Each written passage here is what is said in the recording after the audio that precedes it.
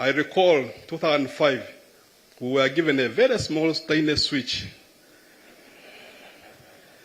Now we are giving back a massive, big switch.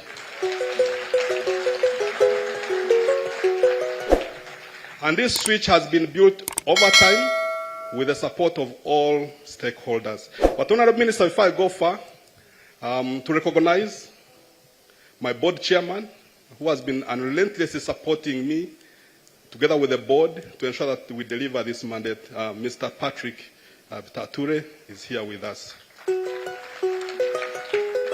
And in no particular order, my management team, I know you have been introduced as a team, but it's very important that you stand out to your individuals, because in the shadows of where you are, a lot of work is being done. I start with my CFO, he's called Andrew, CPA, CCA, Andrew Oye.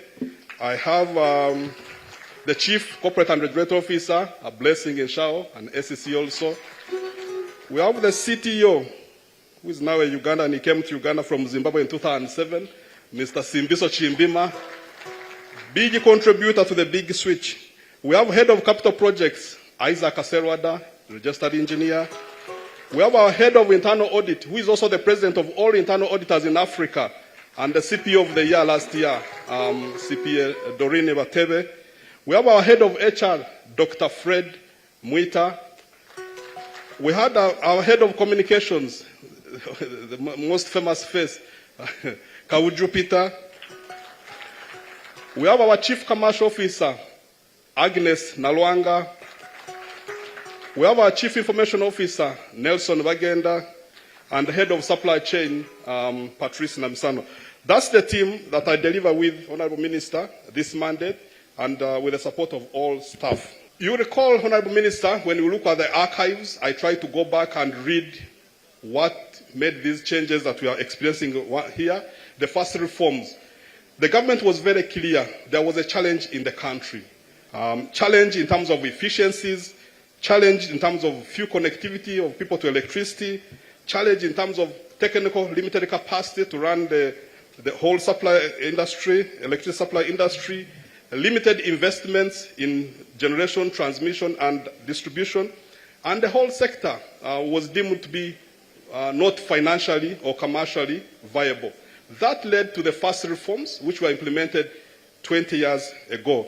And I'm privileged, Honourable Minister, to have somewhere in my earlier years, as at Ernst & Young, participated in those reforms. I recall the reforms at UEB. I was there. I was also part of the team that worked tirelessly to set up Umeme, verify, reconcile balances and so on at EY. And formally, I joined Umeme in 2006. And I'm glad that I've been at the helm over that period. Became the CFO in 2010, became the CEO. Exactly today, I make 10 years as the CEO of the sector. I can say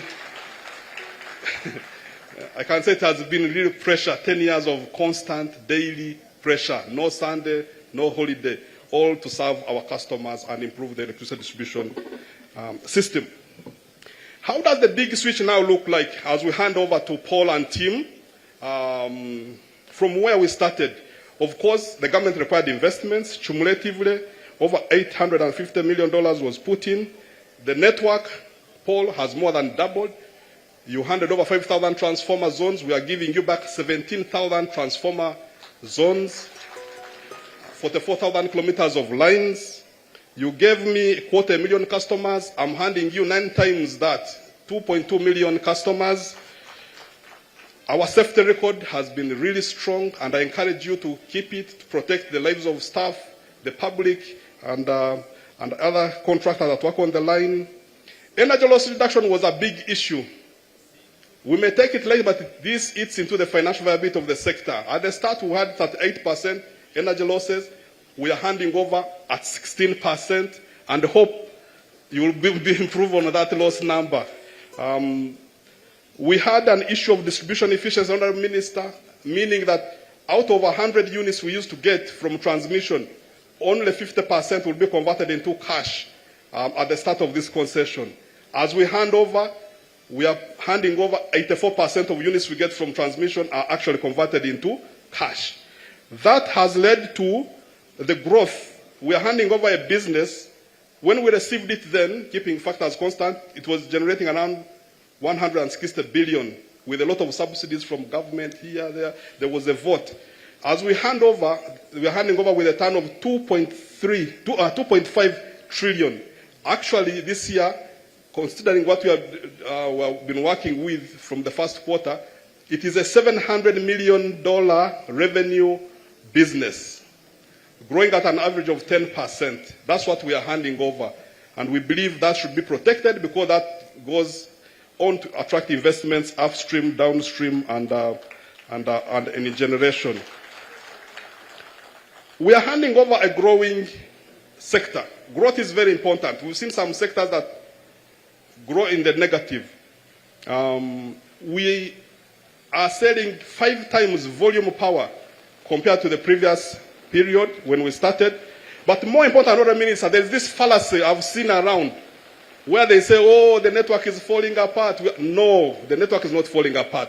What is happening, if you compare between 2020 and this year, the network is carrying 70% more power than 5 years ago around the COVID time. Now, we are pouring all that power into the system, which requires investment. Actually, framing the question to the President, Honourable Minister, the network requires to be invested in and expanded to carry the load that is being driven by economic development, being driven by the number of connections that we are making through various government programs. So the challenge we are experiencing now is not that the network is not performing. We are loading the network with more volume power without opening the arteries to carry that power.